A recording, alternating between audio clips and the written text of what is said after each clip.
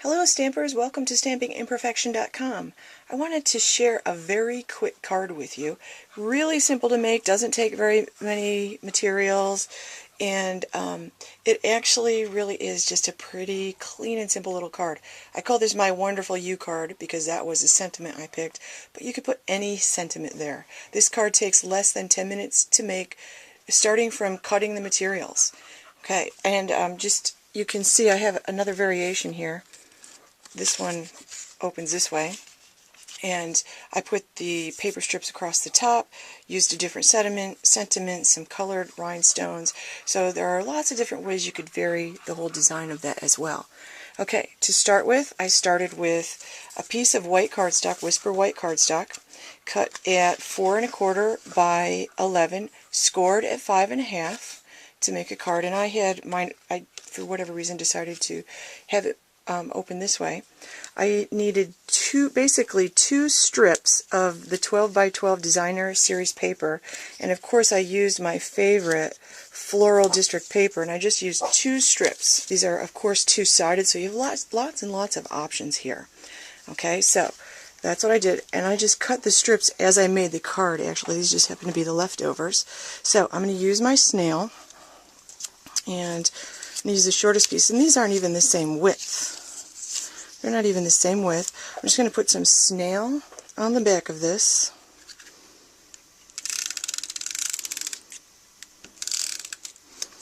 Okay. Oh, it's too sticky. I'm just going to decide where I want it. Put it down. Not going to stress over it. Take the second color. I'm going to do the same thing. Put some snail on the back of it. Hold the snail in the right direction. Line it right up next to the strip that I already have there. And then I'm going to take another strip of my first one. I'll line that up right along with that one.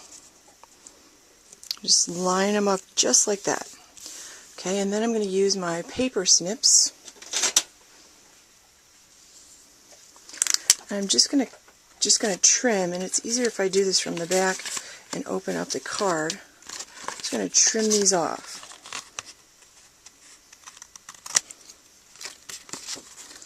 Of course, I have a little extra sticky there. You could do this on your paper trimmer also.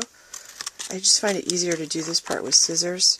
And if I get my scissors gunked up a little bit with a little extra snail, I can easily clean that off. I don't want to gunk up my paper trimmer.